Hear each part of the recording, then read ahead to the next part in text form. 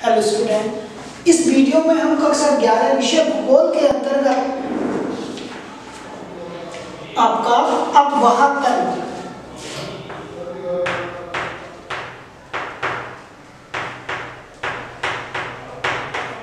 नामक अध्याय पर चर्चा करेंगे। जैसा बेटा आप जानते हैं, पिछली वीडियो में हमने आपको गंगा अपवाह तंत्र के विषय में बताया। मैंने आपको बताया था कि गंगा और बहुत सारी उसकी जो सहायक नदियां हैं वो मिलके इस अपवाह तंत्र का क्या करती हैं, निर्माण करती हैं। जैसे कुछ सहायक नदियों का नाम भी मैंने अपनी पिछली वीडियो में बताया था। अब हम गंगा की सबसे महत्वपूर्ण जो सहायक नदी है वो आप जानते हैं, उसका नाम क्या है? यमुना है। ठीक, यमुना गंगा की सबसे महत्वपूर्ण सहायक नदी है। आपको ये याद रखना है। एक नंबर में क्वेश्चन पूछा जा सकता है कि गंगा की सबसे मुख्य जो सहायक नदी है वो कौन सी है? वो है यमुना। तो यमुना कहाँ से निकलती है आपको ये भी पता होना चाहिए। यमुना का जो उद्गम स्थान है वो यमुनोत्री है। यमुनोत्री से यमुना क्या होती है? निकलती है। अब वो हिमनद यमुनोत्री है जहां से गंगा का उद्गम हुआ है, लेकिन किस स्थान पे ये भी आपको याद रखना है कि हिमालय में बंदरपूछ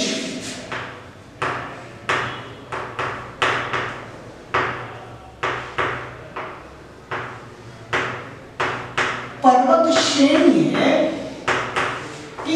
वहां से यमुना क्या है? निकलती है।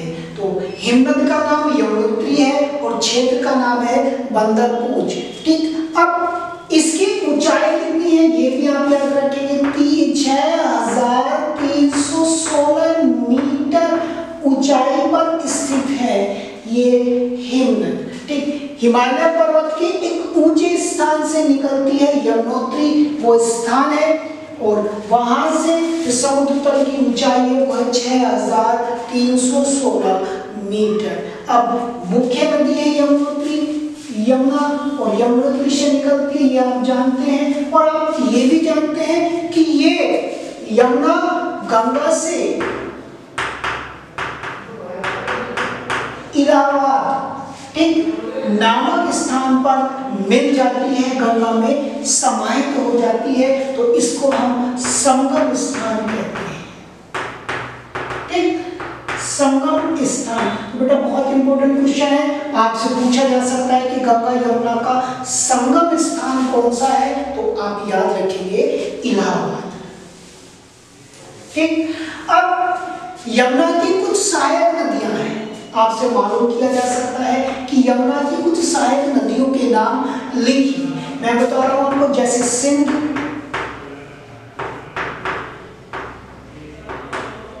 चंबल, सोन, बेतवा, ठीक, हिंडन, रिंद सेकर,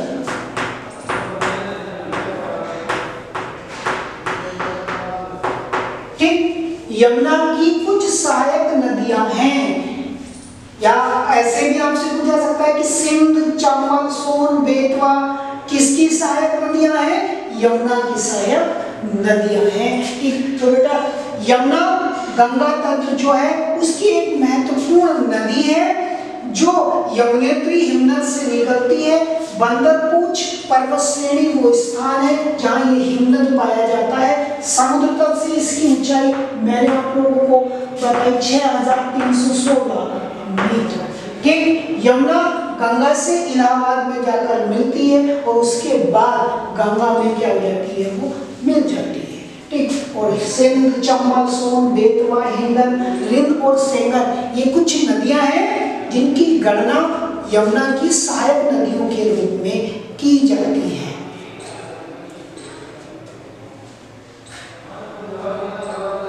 अब आपको चंबल विषय में मैं आपको बता रहा हूँ। तो ये कुछ नदी हैं। चंबल नदी मध्य प्रदेश के मालवा पठार में माहू के निकट निकलती है और उत्तरमुखी होकर एक महाखंड से बहते हुए राजस्थान में कोटा पहुंचती है। राजस्थान के स्थान कोटा में पहुंचती है और जहां इस पर गांधी सागर बांध का निर्माण किया गया है। तो आपसे इस विषय में पूछा जा सकता है कि गांधी सागर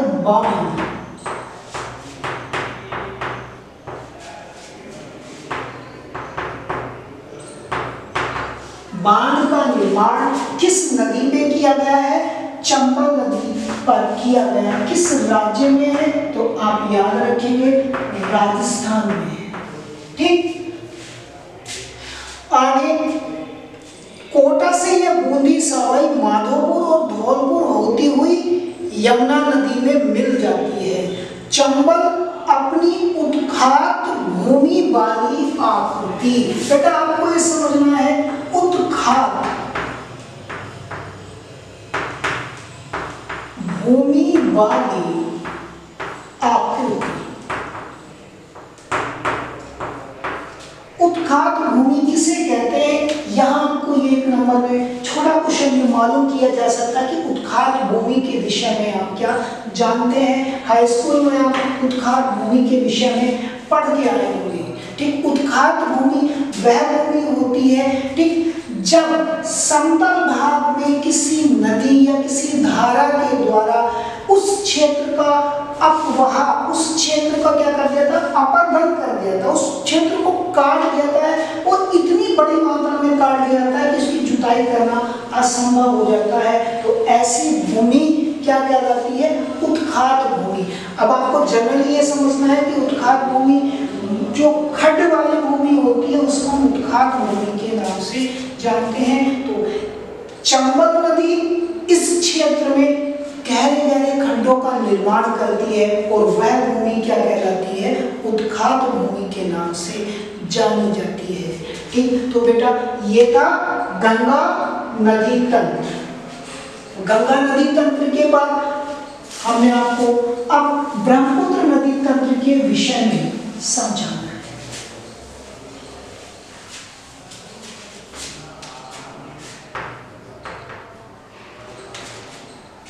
ब्रह्मपुत्र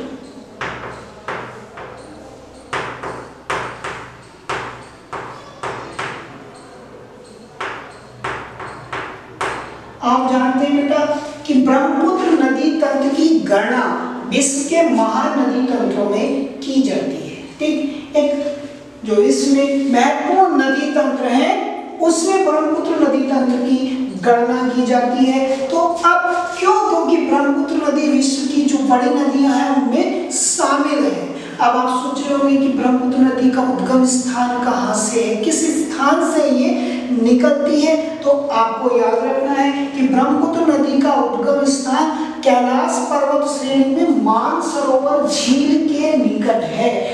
कैलाश पर्वत श्रेणी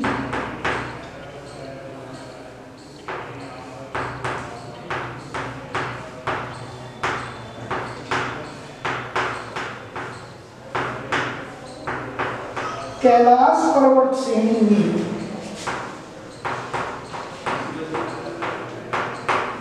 मानसरोवर झील के निकट से निकलती है। ठीक, तो ये वो स्थान है जहां से इस नदी का, कौन सी नदी का? ब्रह्मपुत्र नदी का उद्गम हुआ है। ठीक, और ये वो पर्वत श्रेणी है जिसके अंतर्गत ये क्षेत्र पाया जाता है। और इस क्षेत्र में, कौन से क्षेत्र में? कैलाश पर्वत श्रेणी जो क्षेत्र है, इस क्षेत्र में ब्रह्मपुत्र नदी को एक स्थानीय नाम से जाना जाता है। उसका नाम है येमा चेमा युंग। ब्रह्मपुत्र नदी का नाम है चेमा युंग।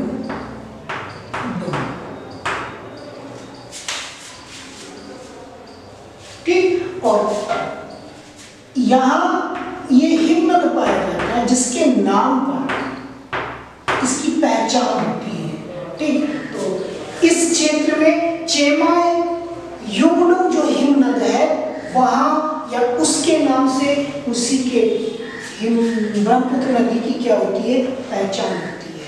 ठीक, या ऐसे भी आप समझ सकते हैं कि ब्रह्मपुत्र नदी ठीक कैलाश पर्वत श्रेणी में जो मानसरोवर झील है उसके निकट ये हिमनद है चेमायुडुम, जहां से क्या हुआ है, इस नदी को उद्गम हुआ है। ठीक, यह तिब्बत जो आज चीन के कब्जे में, जिसमें चीन का नियंत्रण है, वहां प्रवाहित होती हुई नामचा बरुआ पर्वत श्रेणी के महाखंड को पार करके कहाँ, अरुणाचल प्रदेश में, भारत में प्रवेश करती है। तो आपको याद रखना है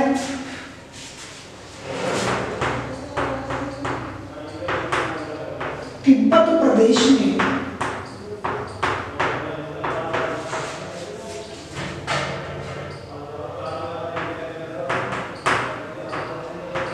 ब्रह्मपुत्र नदी को